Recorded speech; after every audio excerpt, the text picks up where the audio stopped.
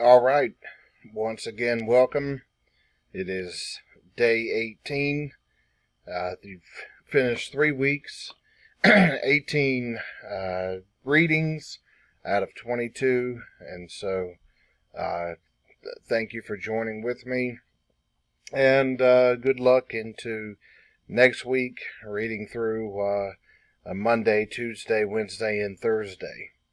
What I will probably do is send out the video for day 19, maybe on Sunday night, and then I'll send out each subsequent nights, and so the final video will be sent out Wednesday night. So if you choose to get ahead and finish before Christmas Eve, you'll be able to do that, as I know time is precious now. All right. It's a Saturday. I'll keep this video short for y'all's sake. All right, chapter number 52. Again, the idea of return from exile and some vindication here. All right, so clothe yourselves with strength. Put on your clothes, O Jerusalem. You know, it was one we can understand in our culture that you put on your best dress for the best occasions. And certainly in that part of the world, in that time, the occasions for good dress were fewer and far between than our society. Furthermore, when you consider these people are hopeless, feeling left in exile, there's been nothing to celebrate about in a very long time. But now God is saying, yeah, it's through Isaiah, it's time to celebrate. Shake off the dirt, get up, captive Jerusalem. Take off the chains from around your neck. You're no longer captives anymore. And here it, as the chapter continues, it ends up being, more poetic language. And then this, down in verse 13, this servant, well, it's not introduced here, but it's continued. The servant was spoken of in some of the previous chapters. Not much, but just a little. And here the servant is going to succeed. The servant's going to be elevated, lifted high, greatly exalted. What is he talking about? Well, when we move over to chapter 53, we might get a better idea. This is one of the most well-known chapters in all of the Bible, in all of Christian history. Now, the first readers wouldn't have exactly associated this with for them, a future Messiah that was going to come several hundred years later. The immediate context is talking about the return from exile. However, in the Christian paradigm, the Christ, as well as the apostles, put the work that was going on in that time into the context of this 53rd chapter, and make it about reference to Jesus. He was despised and rejected by people. One who experienced pain and was acquainted with grief.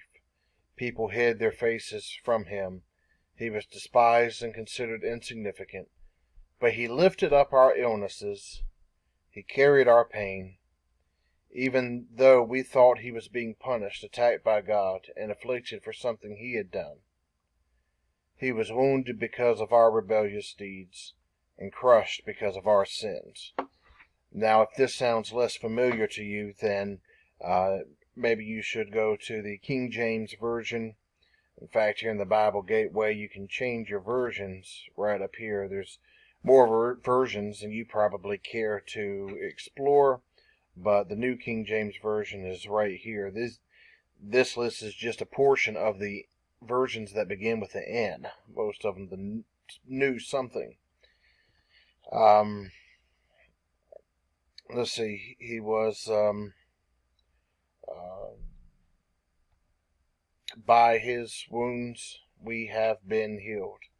All of us have wandered off like sheep and strayed from our own path. He was treated harshly, but he didn't open his mouth. He went silent before those that would harm him.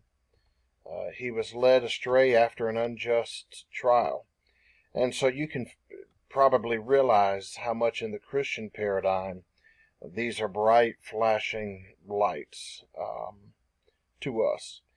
And, this coincides with an interpretation that I've been offering in our reading from the beginning. These prophetic writings are twofold. One, they're giving people a short-term hope who are still in exile that things will not always be the way they are. Things will get back on track, even if it's not in their lifetimes. And then we see even more of a distant prophetic implication for this, talking about Christ, who's going to institute that permanent return from exile. All right, then finally in chapter 54, there's a celebration here because things are changing. Remember, I've said justice, and part of the intention of God throughout this book is to reconstitute, reinitiate, reorganize. Well, look at here. The children of the desolate are numerous. They're going to be coming back. Make your tent larger. Stretch your tent curtains further out. Spare no effect. Lengthen your ropes. You're going to have to expand this tent. When God calls the exiles to return, there's going to be many more people there than what they're used to, and it might be people there that you don't expect. I may have time to get more into this into another video, but when people have been exiled and then returning home, there's also always some social battles. Sometimes people are wanting to get back and then climb to the top of the social sphere and get power, leverage, power, and control. Other times it's between those that have inhabited the land while the exiles were dispersed, and then they come back and they have to live together. This is much of the status of the Middle East, or at least the current situation of Israel, where many of the Jews had been dispersed since the time of the first century. Many of them returned back in the years latter part of the 19th, early of 20th century, and then they were set up a nation state in 1948. And so the Palestinians that had inhabited the land for so long, there was pushback here. There's a lot of social implications. And so here there's this idea, you're going to make your tent larger, that there's going to be a lot of people here. Your children will conquer nations and will settle desolate cities. Don't be afraid. You will not be put to shame. There's going to be a return, but it may look different than how they imagine.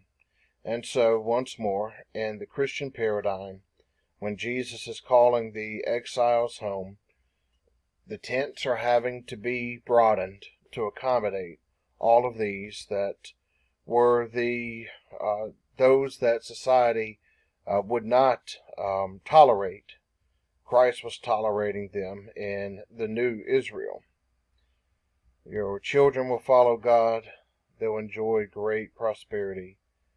You will not experience oppression. Indeed, you will not be afraid. And so this is the hope that is left with the people. All right, well, I'll see you again next week. Thank you for sticking with me, and I'll try to send out the next video on Sunday night so you can get ahead during this busy week. Thank you all.